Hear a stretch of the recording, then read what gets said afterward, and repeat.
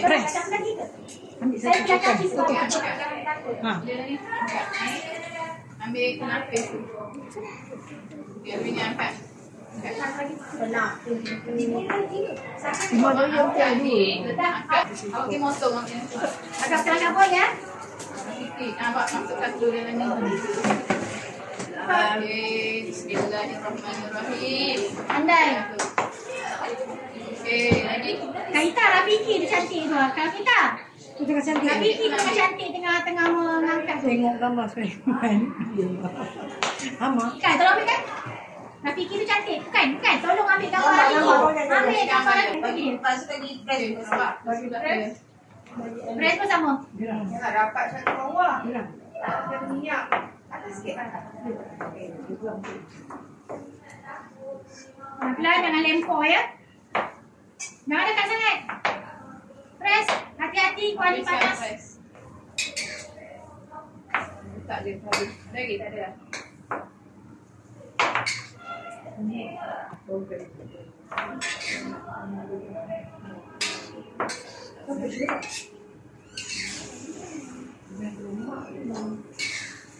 Okey, teh pula. Tunggu teh.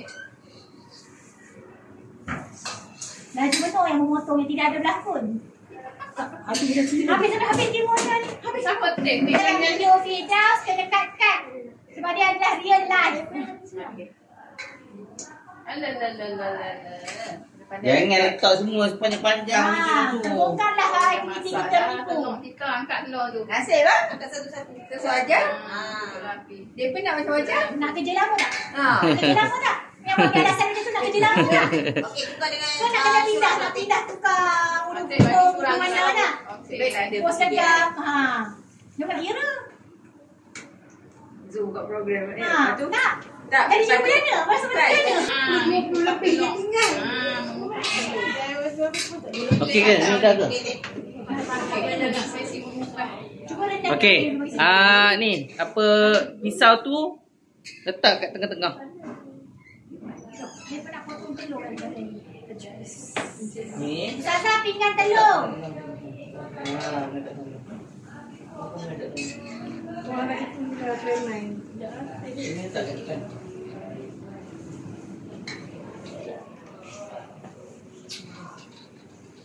Hari ni kita makan ustaz Ikan ayam. Ama dah dia ni. Nasrul tak? location. Akak pun suka yang lembek-lembek. Kan? Okey, dia bagi ke? Ha, ni Daya. Nah, Daya making Daya ni tak location untuk program ni. Takut ada parent kita dalam tempat. Dia bagi. Nanti kita ada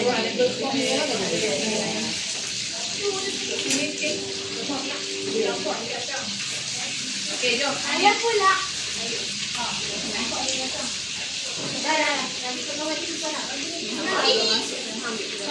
Di bengkel banyak dua ni kat mak. Oh ya ke? Jual ni. Letak kat tengah-tengah.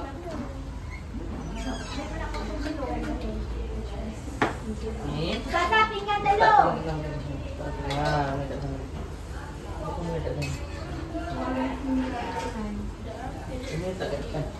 Siapa ni apa pun lagi? Last kali dia boleh buat kuasa hari ni. Dia tak cukup. Ni ya, dia Okey, Dia macam malu apa benda. Ya, ni kawan-kawan lagi. Tak, kursi jangan kursi